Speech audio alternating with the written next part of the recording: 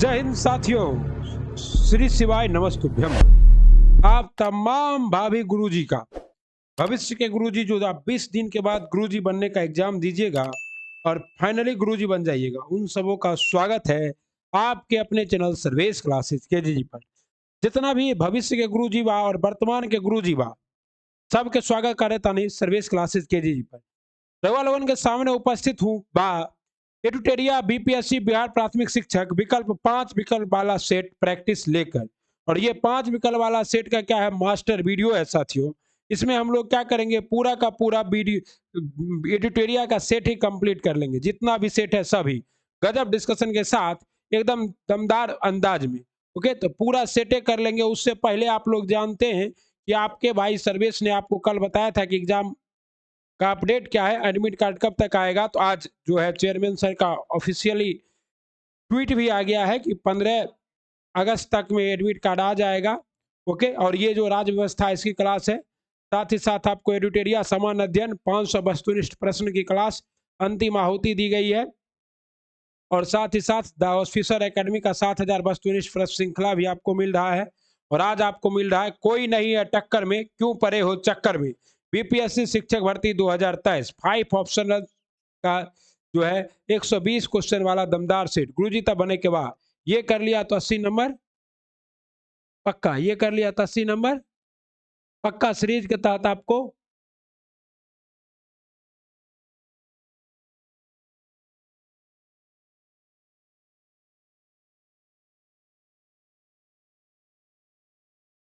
ठीक ना, ये कर लिया तो आपका 20 नंबर क्या है पक्का। ओके सही साथियों, स्टार्ट करते। सेट नंबर 1 आपको अपलोडेड है। अब हम लोग किससे स्टार्ट कर रहे हैं, सेट नंबर 2 से। पूरा डिटेल डिस्कशन के साथ सेट नंबर 2 से स्टार्ट कर रहे हैं। ओके, आइए पहला प्रश्न क्या है साथियों, आपके स्क्रीन पर दिख रहा होगा। पहला प्रश्न है, सिंधु घाटी सभ्यता कि किस स्थल में विशाल स्नानागार का अवशेष मिले हैं। तो पूरा का पूरा कितना सेट कराना है आपको, 15 सेट कराना है। 15 सेट कराने के लिए क्या करना पड़ेगा साथियों, थोड़ा तो फास्ट चलना पड़ेगा। तो मोहनजोदड़ो से कहाँ से मिले हैं, विशाल स्नानागार का अवशेष मोहनजोदड़ो से मिले हैं। और हड़प्पा जो है कैसी सभ्यता है, कांस्य युगीन सभ्यता है। इंडिका नामक ग्रंथ की रचना किसने की थी, इंडिका नामक ग्रंथ की रचना मेगास्थनीज ने की थी। भारत में 10 राजाओं के बीच युद्ध दसराग युद्ध किस नदी के तट पे हुआ था, कृष्णी नदी के तट पर हुआ था। और इस युद्ध में कौन जीता था साथियों, इस युद्ध में जो है राजा सुदास की विजयी हुई थी। पता है 1563 ईस्वी में गौतम बुद्ध का जन्म कहाँ हुआ था, 1563 ईस्वी में गौतम बुद्ध का जन्म हुआ था लुम्बिनी नेपाल में। कहाँ हुआ था, लुम्बिनी नेपाल में हुआ था। विक्रम संवत का प्रारंभ कब हुआ, तो विक्रम संवत का प्रारंभ हुआ 57 ईस्वी में। 57 ईस्वी पूर्व में क्या हुआ, विक्रम संवत की प्रारंभ कब हुआ, 57 ईस्वी पूर्व में साथियों। और ये जो हिंदू धर्म का जो संवत है ये क्या है, विक्रम संवत ही है। गुप्त शासकों की शासकीय राजकीय भाषा क्या थी, गुप्त शासकों की शासकीय राजकीय भाषा जो थी ये आपकी क्या थी, गुप्त शासक क्या बोलते थे साथियों, तो गुप्त साथियों की शासकीय राजकीय भाषा संस्कृत थी। क्या थी, संस्कृत थी। और यहाँ पर संस्कृत ऑप्शन नहीं है तो क्या होगा आपका ई होगा। एलोरा का प्रसिद्ध शिव मंदिर का निर्माण किस शासक ने करवाया, एलोरा के प्रसिद्ध शिव मंदिर का निर्माण कृष्ण प्रथम ने करवाया था। और एलोरा की मंदिर कहाँ अवस्थित है, तो महाराष्ट्र में अवस्थित है। महमूद गजनबी ने भारत के पर कितनी बार आक्रमण किया, तो महमूद गजनबी ने भारत पर कुल 17 बार आक्रमण किया। कितना बार, 17 बार आक्रमण किया। कितना बार, और ये इसका सबसे प्रसिद्ध आक्रमण क्या था, तो सोमनाथ मंदिर पर आक्रमण, जो कि इसका 17वां आक्रमण था, जो इसने कब किया था, 1025 ईस्वी में किया था। दिल्ली सल्तनत का वास्तविक संस्थापक किसे कहते हैं, दिल्ली सल्तनत का वास्तविक संस्थापक कहते हैं इल्तुतमिश को। क्यों कहते हैं इल्तुतमिश को वास्तविक संस्थापक, क्योंकि इल्तुतमिश जो ही था वो दिल्ली में आकर शासक बना था, क्योंकि कुतुबुद्दीन ऐबक तो लाहौर में ही रह गया था। किस राजवंश ने दिल्ली शासन में सबसे कम समय तक शासन किया, कब सबसे कम समय तक शासन करने वाला वंश है आपका खिलजी वंश। खिलजी वंश का शासन काल मात्र 30 वर्ष था। जबकि सबसे अधिक समय तक किस वंश ने शासन किया, तुगलक वंश ने 90 वर्ष तक। ठीक ना, अकबर के समय संपूर्ण साम्राज्य कितने सूबों में विभक्त था, अब अकबर के समय जो संपूर्ण साम्राज्य है यह 15 सूबों में विभक्त था। कितने सूबों में विभक्त था, 15 सूबों में विभक्त था। पुर्तगाली ने अपनी पहली फैक्ट्री कहाँ लगाई थी, पुर्तगालियों ने अपनी पहली फैक्ट्री लगाई थी साथियों। तथा निम्न में से कौन सुमेलित नहीं है, अच्छा पुर्तगाली कोची, डेनिश तरवनकोट, डच मुसलीपट्टनम, फ्रांसीसी कालीकट। ये फ्रांसीसी वाला कालीकट क्या नहीं है, क्योंकि फ्रांसीसी ने अपनी पहली फैक्ट्री कहाँ स्थापित की थी साथियों, सूरत में। कहाँ किया था, सूरत में किया था। ये आपका क्या है, सही नहीं है। भारत आने वाला प्रथम अंग्रेज कौन था? तो भारत आने वाला प्रथम अंग्रेज था जॉन मिल्डे हनाल्ड, लेकिन ये किससे आया था? पैदल आया था। और अगर आपको कहे कि समुद्री रास्ते से भारत आने वाला पहला अंग्रेज कौन था? तो कैप्टन हॉकिंस था। ठीक है ना? किस उत्तरकालीन मुगल शासक को लंपट मूर्ख कहा जाता है? तो लंपट मूर्ख जहांदार शाह को क्या कहा जाता है? लंपट मूर्ख कहा जाता है। क्यों कहा जाता है? क्योंकि ये जो है लाल कुंवर नामक वैश्या के संपर्क में था और जो भी निर्णय लेता था उसी के कहने पर लेता था। इस वजह से इसे क्या कहते हैं? लंपट मूर्ख कहते हैं। नो इधर उधर की बात है, only for set practice. Bengal का अंतिम नवाब कौन था? बंगाल का अंतिम नवाब था नजमुद्दौला। कौन था? Najmuddaula. First war of independence नामक पुस्तक की रचना किसने की थी? फर्स्ट वार ऑफ इंडिपेंडेंस नामक पुस्तक की रचना की थी बी डी सावरकर ने। किसने की थी? बी डी सावरकर ने की थी। और इसी में इन्होंने क्या कहा था? तो इसी में से भारतीय स्वतंत्रता संग्राम की पहला भारतीय स्वतंत्रता संग्राम कहा था। बेद समाज का स्थापना किसने की? बेद समाज का स्थापना श्री धरायलु नायडू ने की। और बताइए बेद समाज का स्थापना श्री धरायलु नायडू ने कब? 1864 में। कहाँ किया था? मद्रास में किया था। कहाँ किया था? 1864 में बेद समाज का स्थापना श्री धरायलु नायडू ने मद्रास में किया था। ओके साथियों, आइए अगला सवाल की ओर चलते हैं। पाइका विद्रोह किसके नेतृत्व में हुआ था? पाइका विद्रोह जो है ये आपका किसके नेतृत्व में हुआ था? बग्गी जगबंधु के नेतृत्व में हुआ था। पाइका विद्रोह किसके नेतृत्व में हुआ था? बग्गी जगबंधु के विद्रोह। और ये विद्रोह कब हुआ था? 1917 से 18 के बीच में हुआ था। कहाँ से? अब आपका पाइका विद्रोह जो कि कहाँ हुआ था? बग्गी जगबंधु के संपर्क में हुआ था। ओके साथियों, कहता है इनमें से कौन सा सुमेलित नहीं है? Bengal Gazette. Bengal Gazette James Augustus Hicky की पत्रिका थी, सही है। उसके बाद सोम प्रकाश सही है। बंगदूत क्या है? बंगदूत राजा राम मोहन राय नहीं था। बंगदूत क्या है? बंगदूत सही सुमेलित है। उसके बाद विक्रम बिहार हेराल्ड गुरु प्रसाद सेन, तो उपयुक्त में से सभी क्या है? सुमेलित है। बीबीआई क्या है? ये बीबीआई है कि बंगाल गजट, जेम्स अगस्टस सिक्की, सोम प्रकाश, ईश्वरचंद्र विद्यासागर, बंगदूत राजा राम मोहन राय, बिहार हेराल्ड, गुरु प्रसाद सेन। भारत में 3 विश्वविद्यालय कलकत्ता, मद्रास तथा बम्बई की स्थापना किस घोषणा के तहत हुई थी? भारत में ये तीनों विश्वविद्यालय की स्थापना चार्ल्स वुड डिस्पैच के अधिनियम से हुआ थी। और चार्ल्स वुड डिस्पैच अधिनियम कब आया था? 1854 में। और इसे क्या कहा जाता है? भारतीय शिक्षा का मैग्ना कार्टा कहा जाता है। किसे? चार्ल्स वुड डिस्पैच योजना को। ओके साथियों, आगे देखिए, भारत में न्यायिक सेवा का जनक किसे कहा जाता है? भारत में न्यायिक सेवा का जनक कहा जाता है लॉर्ड हेस्टिंग्स को। भारत में न्यायिक जबकि भारत में क्या है? आईएएस आईपीएस वाला का जनक किसको कहा जाता है? लॉर्ड कॉर्नवालिस को। कहता है वारेन हेस्टिंग्स 1773 से 1785 में भारत में न्यायिक सेवा का जनक कहा जाता है।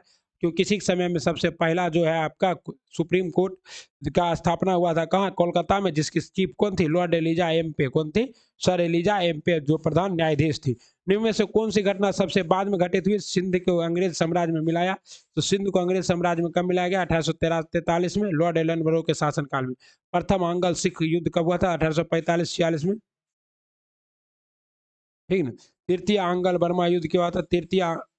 तृतीय अंगल बर्मा युद्ध हुआ था 1885-86 में। विधवा पुनर्विवाह अधिनियम कब आया था साथियों? 1856 में।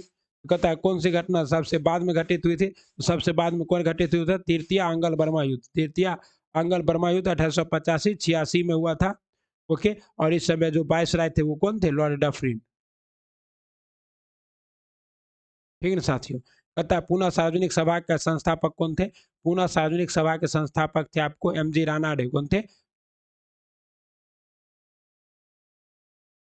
एमजी रानाडे। और साथ ही साथ जीवी जोशी, एमडी रानाडे, जीवी जोशी और एवं एच सी चिपलूरकर, ये तीनों ने मिलकर किया था किसकी स्थापना? तो पूना सार्वजनिक सभा। इसलिए इसका जवाब क्या होगा आपका? ई हो जाएगा। जबकि चापेकर बंधुओं ने किसकी? तो प्लेग कमिश्नर रेड की हत्या किसने की थी? रेड की हत्या चापेकर बंधुओं ने की थी। भारतीय राष्ट्रीय कांग्रेस के प्रथम अध्यक्ष कौन थे? भारतीय राष्ट्रीय कांग्रेस के प्रथम डब्ल्यू सी बनर्जी। भारतीय अच्छा अंग्रेज अध्यक्ष कौन थे? जॉर्ज लो। ये कब बना था? मद्रास में बना था। ओके, 1888 के अधिवेशन में। 1888 के अधिवेशन में जॉर्ज यूले बने थे अधिवेशन के अध्यक्ष। इलाहाबाद में हुआ था ये अधिवेशन। कहाँ हुआ था? इलाहाबाद में बाद हुआ था। और ये क्या बने थे? अध्यक्ष। निम्नलिखित में से किस तिथि को बंगाल विभाजन की घोषणा की गई? बंगाल विभाजन की घोषणा कब की गई? घोषणा देखिए, बंगाल विभाजन के लिए सारा डेट इंपॉर्टेंट है। 20 जुलाई 1905 को बंगाल विभाजन की घोषणा की गई। बंगाल विभाजन के लिए प्रस्ताव और पारित कब हुआ? 16 अक्टूबर 1905 को। और इसी दिन क्या मनाया गया था?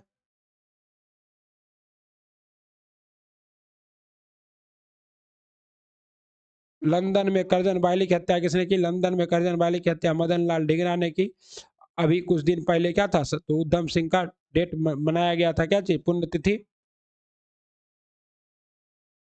असहयोग आंदोलन के प्रस्ताव किसके द्वारा प्रस्तुत किया गया? असहयोग आंदोलन का प्रस्ताव जो है ये किसके द्वारा प्रस्तुत किया गया था? तो असहयोग आंदोलन के पहले विरोध कर रहे थे कौन? तो आपके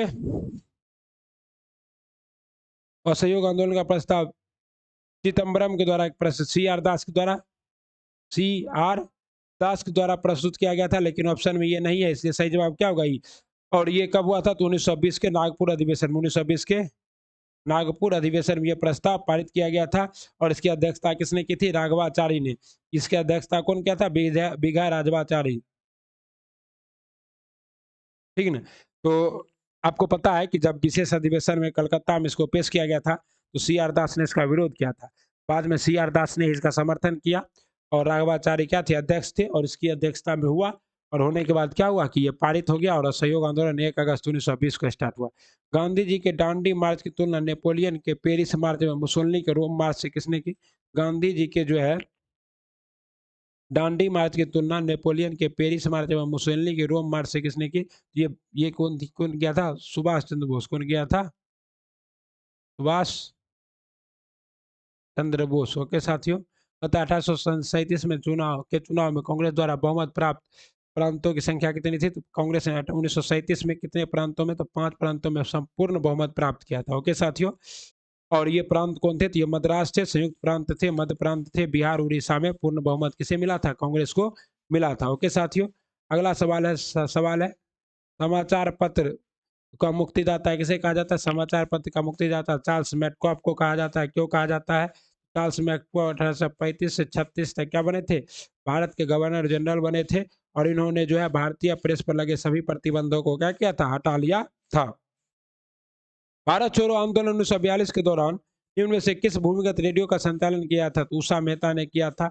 साथ ही साथ आपके किसने किया था? राम मनोहर लोहिया ने भी किया था। ओके, और आपका क्या कि अनुराग सफली ने भी किया था। तो आपका जवाब क्या होगा? उपयुक्त में से एक से अधिक। और जयप्रकाश नारायण ने क्या, हाँ, नेपाल के राजविलास जंगल में क्या किया था? तो नेपाल के राजविलास जंगल में जयप्रकाश नारायण ने आजाद दस्ता की गठन की थी। ओके साथियों, पता है गांधी इरविन समझौता कब हुआ? तो गांधी इरविन समझौता जो है 5 मार्च 1931 को हुआ था। और गांधी और इरविन के बीच में सरोजिनी नायडू ने से क्या कहा था? दो महात्मा कहा था। इनमें से किस ग्रह ग्रह के दिन का मान एवं अक्ष का झुकाव समान है? कौन सा ऐसा ग्रह है जिसका दिन का मान और अक्ष का मान एकदम समान है? ये ग्रह है आपका साथियों कौन सा? मंगल। कौन है? मंगल है, और कोई ग्रह हो भी नहीं सकता है। मंगल ग्रह दिन के समान एवं अक्ष का झुकाव क्या है? अक्ष का झुकाव समान है। ओके, और ये क्या करता है? समान दोनों ध्रुवों के बीच 25 डिग्री के कोण पर झुका हुआ है। तो उष्णकटिबंधीय मरुस्थलीय क्षेत्र में उगने वाले वनस्पति के नाम से जाने जाते हैं। उष्णकटिबंधीय मरुस्थली में जो उगता है उसे क्या कहते हैं? Zero fight. जहाँ पर जल भी नहीं है और वहाँ पे कोई वनस्पति उग गया तो इसको क्या कहते हैं? जीरो फाइट कहते हैं। साथ ही साथ उष्णकटिबंधीय जलवायु वाली घास को क्या कहते हैं? टेप्रोफाइट। ये जो उष्णकटिबंधीय अगर घास होता, घास मतलब जैसे कि सवाना है, इसको क्या कहा जाता है? टेप्रोफाइट कहा जाता है। लिथोफाइट किसको कहते हैं? चट्टानों पर उगने वाले को। और हेलोफाइट किसको कहते हैं? नमकीन क्षेत्र में। नमकीन क्षेत्र में उगता है हेलोफाइट, और चट्टानों पर उगता तो उसे क्या कहते हैं? लिथोफाइट। वर्मी कल्चर का संबंध किससे है? वर्मी कल्चर, वर्मी कल्चर का संबंध किससे है साथियों? तो आप जानते हैं वर्मी कल्चर का संबंध है केचुए पालन से। ओके, और मछली पालन का कल संबंध किससे है? पीसी कल्चर से। रेशम कीट पालन का मतलब किससे है? तो सेरी कल्चर से। टिहरी बांध परियोजना किस नदी पर है? भागीरथी और भिलंगना नदी के संगम पर क्या है? आपका टिहरी बांध परियोजना है भागीरथी और भिलंगना के संगम पे। ओके साथियों,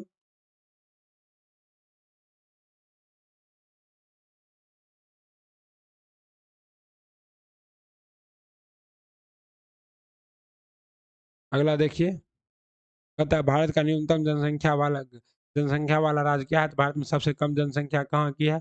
सिक्किम की है। भारत में सबसे कम जनसंख्या सिक्किम की है, जबकि क्षेत्रफल सबसे कम क्या है? गोवा का। और जनसंख्या घनत्व तो सबसे कम कहाँ है? अरुणाचल प्रदेश का है। ओके साथियों, इनमें से कौन सा सही सुमेलित है? वन अनुसंधान संस्थान देहरादून। कौन सा सही सुमेलित है? सही सुमेलित है सूक्ष्म वन अनुसंधान संस्थान जोधपुर, हिमालय वन अनुसंधान शिमला, और क्या है ये आपका भारतीय गन्ना अनुसंधान संस्थान केंद्र। भारतीय गन्ना अनुसंधान केंद्र कानपुर सही है। वन अनुसंधान संस्थान देहरादून, सूक्ष्म वन अनुसंधान संस्थान जोधपुर, हिमालय वन अनुसंधान शिमला और केंद्रीय आलू अनुसंधान संस्थान भी शिमला। आलू वाला भी कहाँ है? आलू वाला भी शिमला में ही है। ओके साथियों। और भारतीय गन्ना अनुसंधान संस्थान कानपुर नहीं है। भारतीय गन्ना अनुसंधान संस्थान कहाँ है? लखनऊ में। कहाँ है? लखनऊ। तो ये तो क्या है? सही सुमेलित है 1, 2 और 3। इसलिए इसका जवाब क्या होगा? ई होगा। क्या होगा? ई होगा। ओके। कहता है घरेलू हिंसा से महिला संरक्षण अधिनियम किस वर्ष पारित किया गया? घरेलू हिंसा में महिला संरक्षण अधिनियम जो है ये कब पारित किया गया? तो ये 2005 में। कब पारित किया गया? घरेलू हिंसा में से महिला संरक्षण अधिनियम कब पारित किया गया? 2005 में। ओके। आगे आइए साथियों। 2005 में भारत में संसद द्वारा पारित अधिनियम जिसका उद्देश्य घरेलू हिंसा में महिलाओं को क्या करना? बचाना है। विश्व के सब पहले नैनो यूरिया संयंत्र किस राज्य में? विश्व के पहले नैनो यूरिया संयंत्र गुजरात में। और ये कौन लगा रहा है? इफ्को। कौन सी कंपनी लगा रही है? इफ्को कंपनी लगा रही है। आप लोग जानते हैं आई एफ एफ सी ओ इफ्को। ठीक है ना। इसका जो है लगा रही है कहाँ? गांधी जी के गांधी नगर के पास। BBC Indian sport women of the year 2022 का खिताब किसने जीता? मीराबाई चानू ने। BBC Indian sport women of the year का खिताब किसने जीता? मीराबाई चानू ने। उसके बाद कहता है राष्ट्रपति द्रौपदी मुर्मू द्वारा 7वें अंतर्राष्ट्रीय धर्म धम सम्मेलन का उद्घाटन कहाँ किया गया? ये धर्म धम सम्मेलन का आयोजन कहाँ किया गया? जयपुर में, सॉरी भोपाल में। कहाँ किया गया? भोपाल में। ये कहाँ किया गया? आपका भोपाल में किया गया। ओके। अगला सवाल देखिए साथियों आपका क्या है? अगला सवाल है हाल ही में भारत के किस राज्य या केंद्र शासित प्रदेश में लिथियम के भंडार मिले हैं? जम्मू एंड कश्मीर में। कश्मीर के ऐसे सलाल क्या है? और राजस्थान के नागौर में। जम्मू कश्मीर और राजस्थान दोनों जगह क्या मिला? हीलियम के साक्ष्य मिले। इसलिए आपका जवाब क्या होगा? आपका जवाब होगा ई साथियों। बजट 2023-24 में केंद्र सरकार ने कितने रुपये के खर्च का लक्ष्य रखा है? बजट 2003-4 में 23-24 में सरकार ने कितने रुपये बजट का खर्च रखा है? तो 55.03 लाख करोड़ रुपया। 55.03। हाल ही में हुए राज्यपाल की नियुक्तियों के संबंध में कौन सा ये है? फागू चौहान। फागू चौहान कहाँ के बने हैं?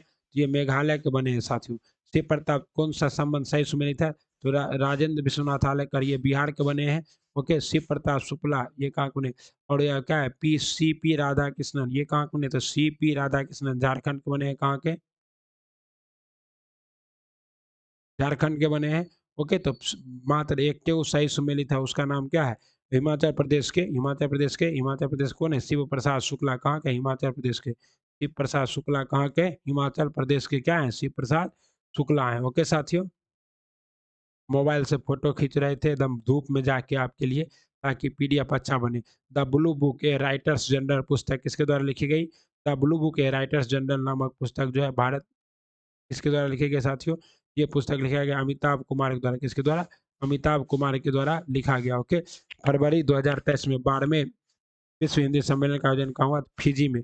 इसका सम्मेलन कहाँ हुआ? फिजी में। और इसमें मुख्य अतिथि के तौर पे क्या हो गए थे? जयशंकर शामिल हुए थे। ओके।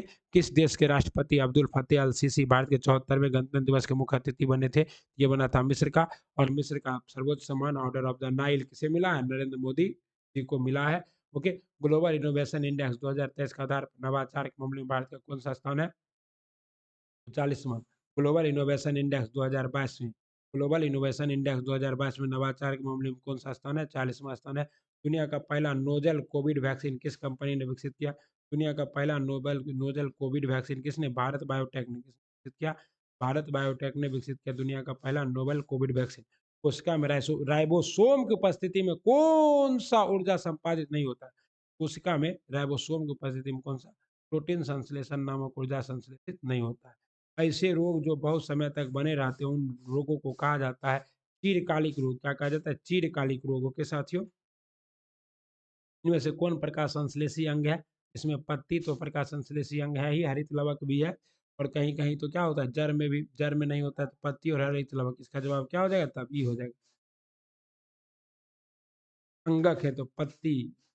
हरित लवक प्रकाश के पत्ती के हरित लवक के अंगक हैं तो हरित लवक इसका सही जवाब है। इनमें से समानता किसका उपयोग पादप कोशिकाओं द्वारा ऊर्जा उत्पादन के लिए किया जाता है? पादप कोशिकाओं द्वारा ऊर्जा उत्पादन के लिए किसका प्रयोग किया जाता है? कार्बोहाइड्रेट का। किसका?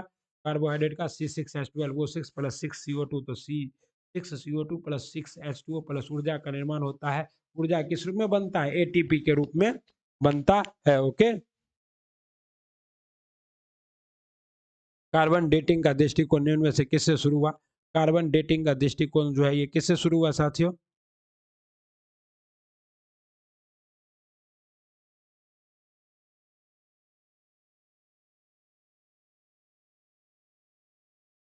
आइए,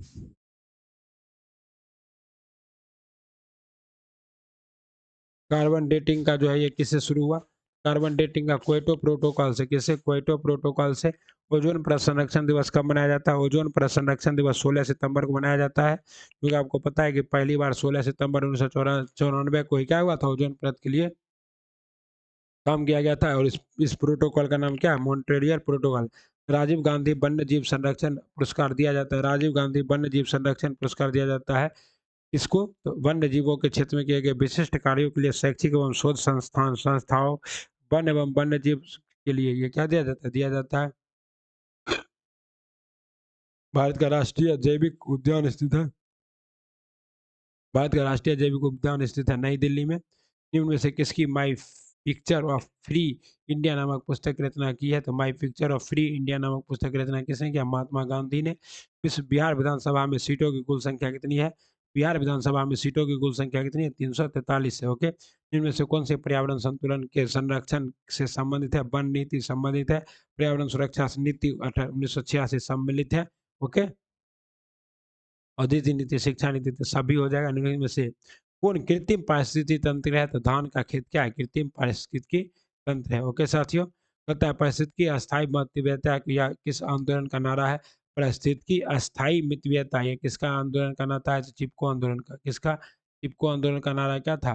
चिपको आंदोलन का नारा ही था, क्या चीज नारा था साथियों? पारिस्थितिकी अस्थायी मितव्ययता। और यह किसका नारा था? चिपको आंदोलन का नारा था। ओके, अधि एक्स पे पावर क्या है? 5/9 पे पावर, 5/9 पे पावर क्या है? 5/9 पे पावर x-3 है। और 81/25 पे पावर x-6 है। तो x का मान ज्ञात कीजिए। तो x का मान क्या होगा साथियों? x का मान है 5। 4, 10 और 15 द्वारा विभाजित 4 अंकों की सबसे बड़ी संख्या क्या है? कुछ नहीं करना है, इन सबों का क्या करना है? HCF लेना है। HCF क्या होगा? 60 होगा। और जब 60 होगा तो 4 अंकों की सबसे बड़ी संख्या की है, ये 4 × 9 है, इसमें 60 से भाग कर दीजिएगा। ओके, और भाग करने के बाद जो शेष बचेगा, वो शेष को क्या करना है? इसमें घटा देना है, शेष को ही घटा देना है। जैसे इस शेष को घटाएंगे हमारा जवाब कितना आ जाएगा? 99 60। कितना आ जाएगा? 99 60 आ जाएगा। ओके साथियों,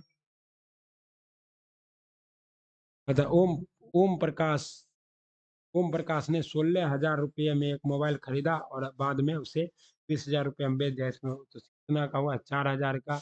और कितने पे हुआ? 16,000। तो 4 × 4 को 16, 4% का है। 4% का मान कितना होता है? 25%। बहुत सिंपल था ये तो। तथा कोई धनराशि साधारण ब्याज पर 2 वर्ष में इतना और 4 वर्षों में इतना हो जाती है। देखिए कितने वर्ष का अंतर है? 2 वर्ष का अंतर है। और आपको फॉर्मूला बताया 2 वर्ष का, 2 वर्ष में इतना और 4 वर्ष में इतना हो जाता है। साधारण ब्याज के लिए तो कोई फार्मूला है ही नहीं। 2 वर्ष का ब्याज कितना है? 900 माइनस 540, जीरो जीरो 10 में से 4 गया 6, और यहाँ बच गया 1, तो यहाँ बच गया 8, 8 में से 5 गया 3, 360 रुपया कितने साल में? 2 साल में। तो 1 साल का ब्याज निकाल सकते हैं या 2 साल का ब्याज निकाल लीजिए। उसके बाद फार्मूला आपको पता है क्या होता है। और कहता है अच्छा हमको सिर्फ मूलधन पूछ रहा है, तब मूलधन कितना होगा? 540 माइनस 360। 2 साल का ब्याज हमको पता है, तो आंसर कितना आएगा? 180। कितना आएगा? 180। पता है 18 रूट इतना, √17। √17 को हम लोग क्या लिख सकते हैं? √17 को तो हमको नहीं पता है क्या लिख सकते हैं, लेकिन 18 को लिख सकते हैं 11 + 7। क्या लिख सकते हैं? 11 + 7। अभी इसको रूट के अंदर डाल देंगे, √11 + √7 का होल, इन दोनों का होल स्क्वायर हो जाएगा, कर देंगे और उसके बाद सॉल्व करेंगे तो आंसर कितना आएगा? आंसर आएगा √11 माइनस √7। बता दिए गए व्यंजक का गुणनखंड कितना है? तो गुणनखंड आप जानते हैं इसको ऐसे तोड़िए कि गुना जोड़ करने पर इतना आ जाए और जोड़ने घटाने पर 2 आ जाए। 24 48 बढ़ चौक 48 नहीं होगा। 8 छक 48 8 और 6 8 और 6 और ये दोनों माइनस है तो माइनस रहता है तो पहला वाला प्लस और बाद वाला क्या होता है पहला वाला पहला वाला माइनस और बाद वाला तब प्लस होता है। तो यही हमारा क्या है आंसर है एक्स प्लस 8 इंटू।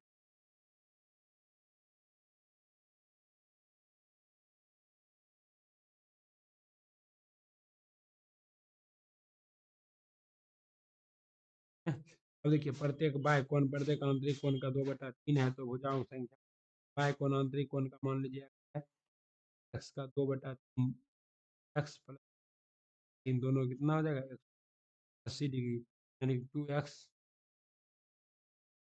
गुना 2/सॉरी एक्स प्लस है ना यहाँ कितना हो जाएगा एक्स प्लस 2 5x 8 5 से दोनों 72 डिग्री। अब भुजाओं की संख्या आंतरिक कोण कितना आ गया 72 तो बाय कोण कितना होगा 72 का 2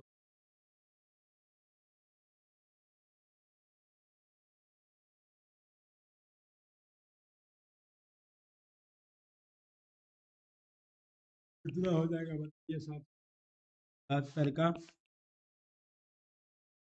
360/72 कर देंगे तो नहीं कटेगा 18 तो 18 चौका 18 18 36 20 और 20 बट्टे कितना आ जाएगा 4 और 5 का 20 कितना आ जाएगा 5 आ जाएगा कितना आ जाएगा 5 ओके। पता है इतना इतना में भिन्न की सबसे छोटी संख्या क्या है ये तो आप लोग निकाल ही लीजिएगा क्रॉस मल्टीप्लिकेशन मेथड से सबसे छोटी संख्या क्या कोई दिक्कत है नहीं निकाल लीजिएगा हैं निकाल लीजिएगा तो आंसर टिक है 2/10 क्या है सबसे छोटी संख्या है ओके। कहता है एक इतना और इतना का इतना अनुपात क्या है ए बराबर कितना इतना बी बराबर कितना इतना और सी बराबर इतना सी है तो क्या उसकी जितने के इसको क्या लिखेंगे b/5 अब 5 ए बराबर बी ए अनुपात बी बराबर क्या होगा 1:5 इसी तरह निकाल लेंगे बी अनुपात सी कितना आएगा साथियों 1:8।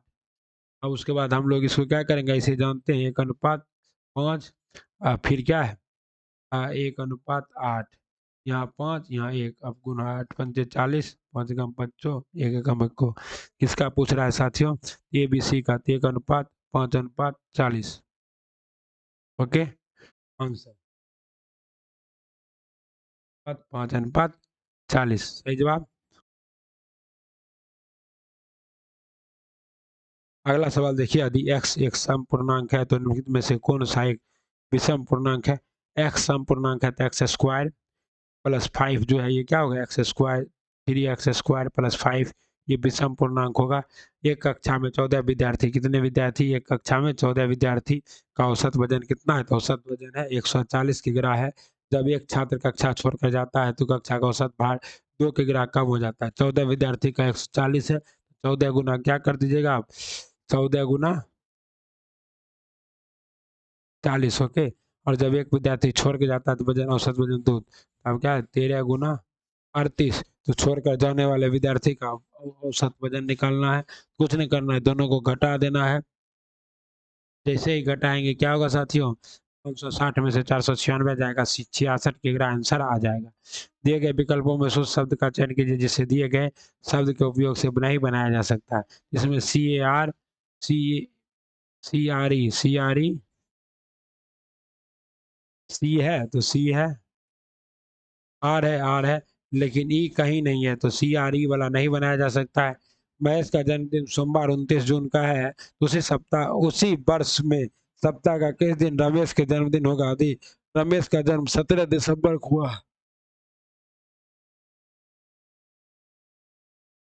क्या कह रहा है देखिए जून में कितना दिन बचा है जून में बचे हुए दिनों की संख्या कितनी है साथियों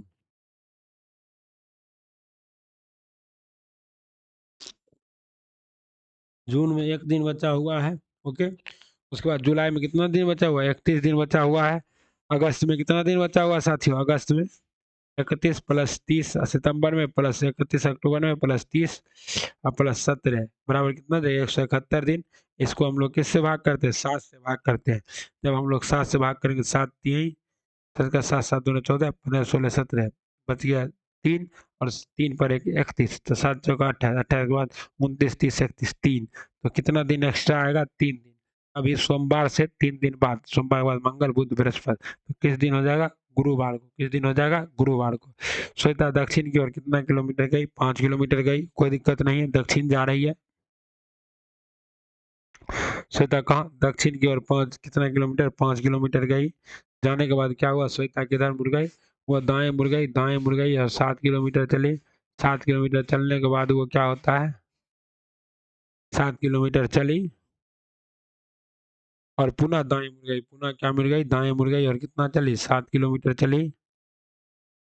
जहां जहां चलेगा उधर जाकर आप वहां खड़ा हो जाएगा उस बिंदु पे, और अपने हाथ से क्या कीजिएगा? दिशा का ज्ञान कर लीजिएगा कि मेरा हाथ का दायां किधर है, बायां किधर है। जिधर आपका दायां होगा उसी तरह वहां वहीं पर सीता का भी दायां होगा, गीता का भी दायां होगा, मृदुला का भी दायां होगा। ओके। अब उसके बाद क्या है? उसके बाद कह रहा है 8 मीटर फिर ऊपर हो गया और फिर 8 मीटर नीचे। अब कह रहा है कि बताइए कि दोनों के बीच में डिस्टेंस कितना है?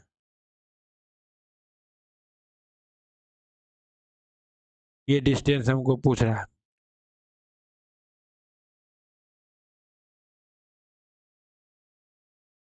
कंस्ट्रक्शन कर देते हैं।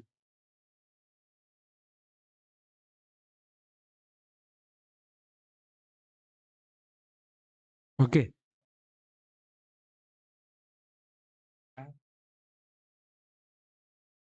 निकाल लेंगे। जब हम लोग इसको निकालेंगे तो क्या होगा? 20 का स्क्वायर प्लस 15 का स्क्वायर 25 हो जाएगा। कितना आरंभिक दूरी से बिंदु कितना है? 25 किलोमीटर। ना 25 किलोमीटर, लेकिन ये कौन सा क्षेत्र है? इधर इधर कौन सा एरिया है? तो 25 किलोमीटर दक्षिण पूरब में। किधर? दक्षिण पूरब में। एक अर्थ इतना इतना, तो इसमें अर्थ रखने वाला हम कुछ नहीं है। आप अपना अर्थ पुट कर दीजिएगा तो आपका सही जवाब कितना आएगा? 18 आएगा। इस छात्रों के कक्षा में राजू रुपेश से 7 स्थान आगे है। यदि रुपेश का स्थान अंतिम से 17वां है तो आरंभ से राजू का स्थान कितना है? एक कक्षा में राजू रुपेश से 7 स्थान आगे है। मतलब रजुआ क्या है? 7 स्थान आगे है राजू और रुपेश से। ठीक ना? राजू जो है रुपेश से कितना स्थान आगे है? 7 स्थान आगे है। ठीक ना? और कहता है आदि स्थान आगे है। आदि रुपेश एक स्थान अंतिम से 17वां। रुपेश का स्थान अंतिम से क्या है? अंतिम से 17वां है। यहाँ क्या हो जाएगा? 16 हो जाएगा। अब दोनों को जोड़ देना है।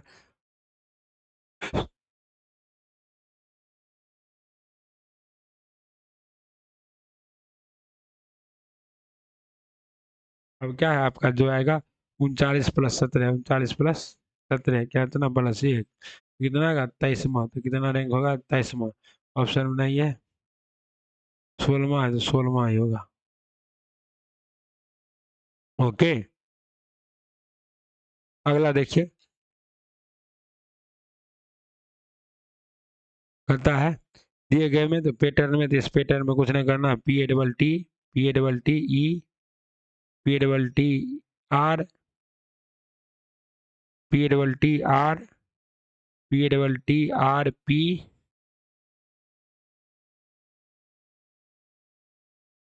P double T E R N क्या होगा? P double T E R N pattern. इसमें पैटर्न में पैटर्न जांच करना है। पैटर्न में क्या है? पैटर्न है PATTREN पैटर्न। एन फिर एन, इस तरह से। तो आप क्या कीजिए? जो जो छूटा हुआ है उसको देख के मारिए। आपका सही जवाब क्या आएगा? ए आएगा। दिए गए विकल्पों में से लुप्त संख्या ज्ञात कीजिए। आइए लुप्त संख्या ज्ञात करते हैं। कहता है 100, 625, 35, 16, 225, 64, 400 और इतना। इसमें से कैसे प्राप्त करेंगे? तो 100 प्लस 625 बराबर 10 का स्क्वायर 36।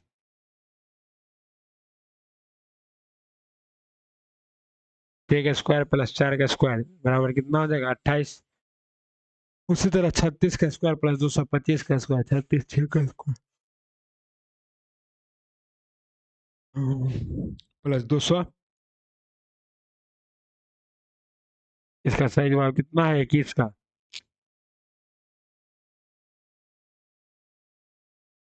बी। कहता है उपयुक्त विकल्प का चयन करें जो रिक्त स्थानों को भरेगा। रिक्त स्थानों को तो प्लस -4 -5 माइनस क्या है? यहाँ देखिए, यहाँ -5 हुआ, फिर माइनस क्या हुआ? -5 प्लस -7। तेरी कहानी ये जो हल्का हल्का सुरूर है। ओके, तो इसका सही जवाब क्या होगा साथियों? यू जी। क्या होगा? यू जी होगा। पहले -5 है, फिर आपका क्या है? +5 है, फिर -5, फिर +5 है। ओके साथियों, आप लोग कर ही लीजिएगा। बता दी गई विकल्पों में से लुप्त संख्या ज्ञात कीजिए। लुप्त संख्या ज्ञात करना है तो कितना का गैप है? भागा 5 प्लस 5।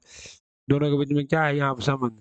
संबंध निकालना मुश्किल है। भागा 5 प्लस 5, फिर भागा 5 प्लस 5, भागा 5 प्लस 5, भागा 5 प्लस 5, और लास्ट में क्या हुआ? जो है तुम भागते रहा 16वें स्थान।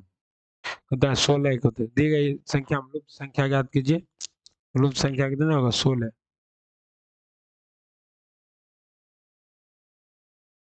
ओके,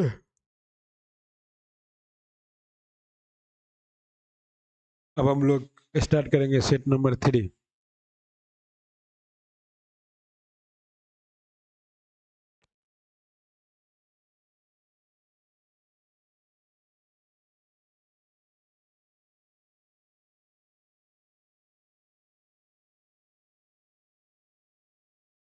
पहले सब वीडियो को हम लोग अलग अलग कर लेते हैं, फिर सारा वीडियो एक ही साथ कर देते हैं।